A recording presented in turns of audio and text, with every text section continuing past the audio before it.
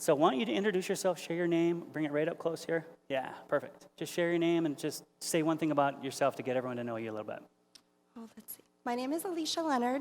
I go to church here at the Rock, and I am a talker. Excellent. Alicia, Over-communicator, actually. say hi to Alicia the talker. All right, so I set you up. Are you ready to be set up? Yep. Okay, fantastic. Let me move this for you guys. And you can see. Whoa. How's that, better? All right. So I'm going to coach you two ways. The first way is going to be absolutely incorrect. So everything that I do is going to be wrong, but I still want you to try to tell me your story. And then I'm going to try to redeem myself and do it the correct way, okay? I just want to give you a warning from the get-go that the first way is not correct. Okay. So everyone say the first way is not correct. This way is not correct. Okay, fantastic. So, Alicia the talker. Why don't you go ahead and tell me what you even mean by that, Alicia the talker? Well, maybe I have no filter most of the time. And I tend to overshare because I was in a relationship for a really long time where I was the only person that talked. And there was no conversation coming back. So maybe I got used to that. Hold on. Keep talking. I got to get my phone real quick. No problem. I do the same thing. I tend to say that I am a multitasker, just like you. Multitasking? Yeah, I can do multiple things. It's important. Yeah, it is, definitely. That completely. All right, I won't pick on you anymore. That's what I do. So Alicia, That's what I'm shaking her head, yes.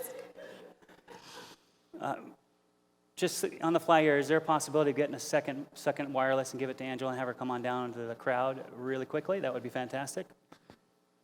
Just want you to share. I know that you know that we were doing it incorrectly, but how? Even though this was an exercise and I prepped you for that, what were you feeling when I was doing that?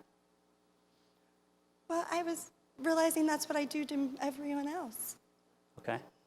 So you were feeling in that demonstration that that's what you do to everyone else. It might be what I do to people, yes. Okay. Hello. All right. So just a couple people right around this section right over here. What did you observe the things that I was doing incorrectly? Let's just lift up a hand and let Angela come right over to you. You don't need to get them on the screen, guys, either. So if you want to pan out, that's fine. But Your body language showed that you weren't listening or paying attention or cared. body language, it's good.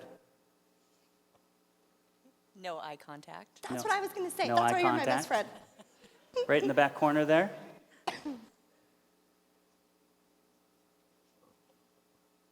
You really weren't repeating anything she was saying. You were just kind of ignoring it. Yeah, just kind of making a list of whatever. All right. Awesome. One more, yeah. Interruption. Interruption. I love it. All right, so now let's reboot. And thank you for giving me grace. Thank you for being the guinea pig so people can see Yeah. how to do it incorrectly. No problem. And I know I exaggerated a little bit, but not so much. I know many people that I have conversations with, and that's how they have a conversation with me. And it takes a lot of patience to sit through a conversation like that. So why don't we rewind? Why don't you tell me your name again and just kind of tell me what's going on? My name is Alicia, and I am here to learn to grow as a person, to be a better mother, to be a better friend, to be a better life partner. That's awesome.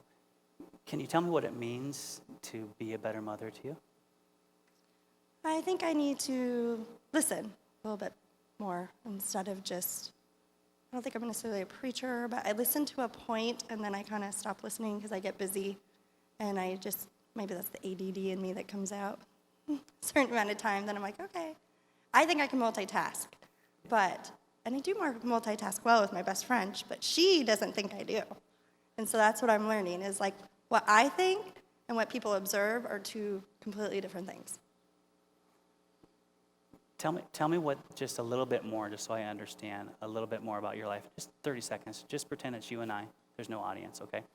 Just for the sense of this demonstration. Tell me a little bit more about like your life, just briefly. Mom, how many Active, kids? busy, on the go, hardworking, don't really know how to sit down and just relax because I think about like all the other things I could be doing to maybe make better use of my time.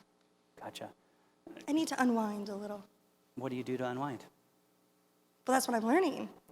I don't know yet. Okay, that's fair. That's fair. So I go visit my best friend and tell her to simmer me down. so in your life, just so I'm hearing you correctly, there's a need for you to slow down, but you don't have an avenue to slow down. Do you agree with that? Yes, I'm working on that. That's good. How are you working on it? Well, I'm trying to maybe work a little bit less and trying to take the time with my son to be more quality when we're hanging out versus just Yeah. busy, run around everyday That's life. good. Like carve out some time. Like that. And for my best friend as well. And I'm in a new relationship, and so I'm doing good about that is simmering me down because he's way Really? laid back. Really? You sound like you have a lot going on.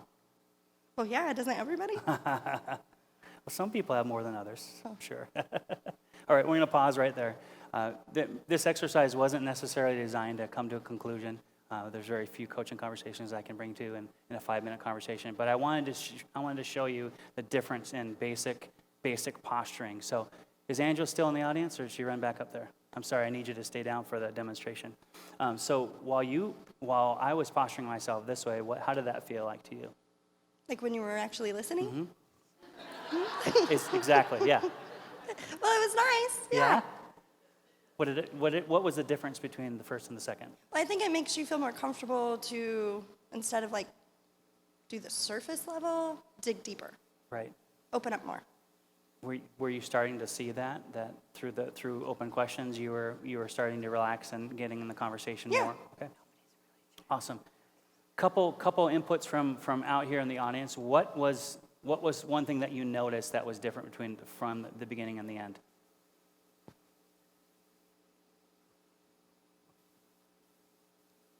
In the first time, you didn't put any value on her or what she was thinking or saying. And the second time, not only did you imply value by saying that's awesome or encouraging her, but you asked her questions about what she thought and felt, which inherently gives value as well. Very insightful. Thank you. Good. From one side of the room to the other, it's the best.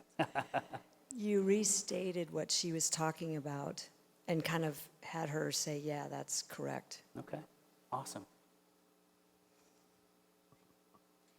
Instead of just ignoring her and letting her ramble, you were leading her in a conversation, allowing her to continue the same path of conversation. Good. I like that. The important thing that I want to just say there is coaching, asking coaching questions to individuals, and we're going to spend a lot of time on that in sessions 4 and 5. Asking coaching conversations with people keeps you in a conversation with people longer. They end up revealing different things to you.